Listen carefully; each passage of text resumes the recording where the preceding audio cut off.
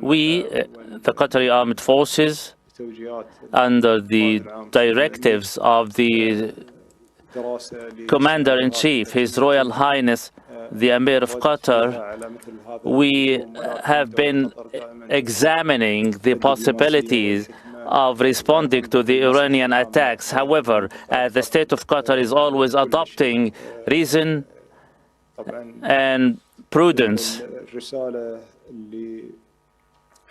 adopting amicable and peaceful means.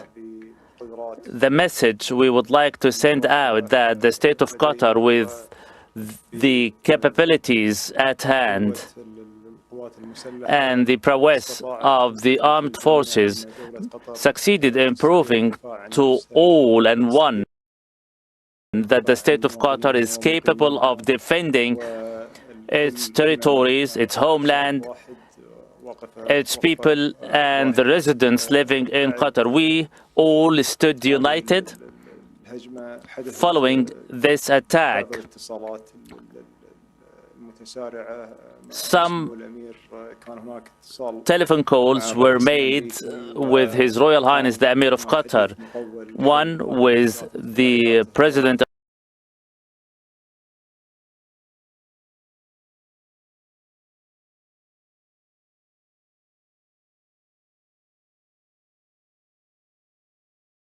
of the United States, where the developments were put to discussion and the means to respond to the event.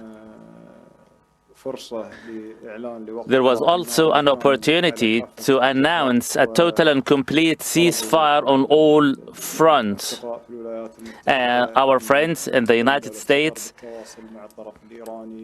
proposed that the state of Qatar will initiate communication with the Iranians in order to examine their preparedness to this proposal.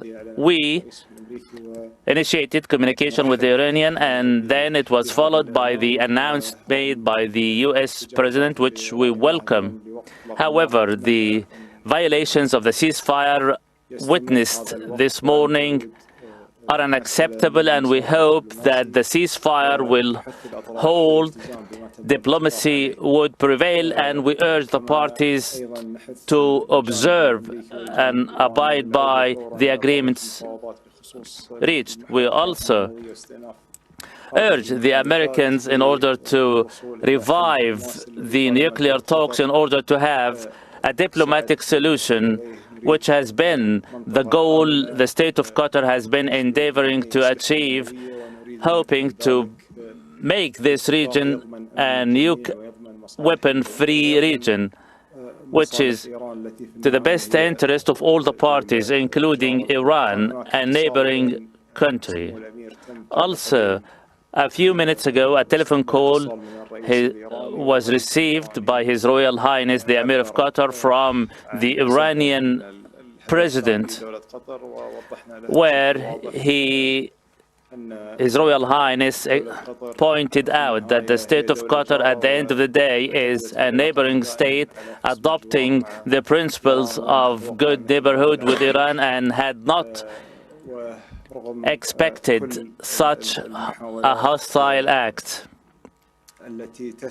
And despite all the efforts, all the attempts aiming at fueling the situation, the state of Qatar will deal with the matters at hand with reason and prudence. However, the violation of the Qatari territories are not acceptable, and all the diplomatic and legal measures will be taken. And he also expressed that the matter should be contained at the earliest and put behind our backs. We should not fail to remember that any events unfolding in the region is a repercussion to the expanding Israeli aggression and belligerence on Gaza. And from day one, the state of Qatar has been making effort in order to prevent this conflict from spiraling over the region. Qatar will continue with its mediation efforts together with the United States and Egypt in order to have a ceasefire established in Gaza at the earliest. We are in constant and ongoing negotiations, even during the hard times the region has been living, hoping that the belligerents, the war on Gaza, and the injustice done to our brothers in Gaza be brought to an end. We believe time is opportune for the whole world to stand united to put an end to Israel's irresponsible actions in the region and to have Israel's belligerence on Gaza and the Gazans halted, the relief aid be not used as a weapon against the civilian population. I would like also to extend thanks and appreciation to His Excellency the Prime Minister of Lebanon for paying us a visit at this critical moment, and we highly appreciate the conditions Lebanon is living through, hoping and wishing them all the best in the near future. Thank you. Thank you, Your Excellency, and I would like to thank you for dedicating the time to receive us following the critical situation Qatar lived yesterday. However, we were pleased to be the first to land